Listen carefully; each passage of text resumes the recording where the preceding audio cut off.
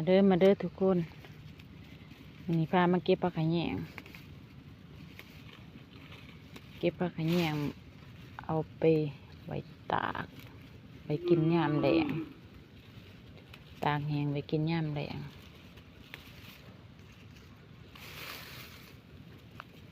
ฝนตกใส่มันโป่งงาม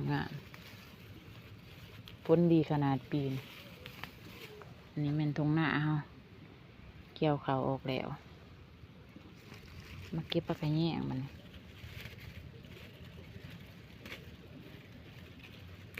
งามลายแต่ผักขะแยง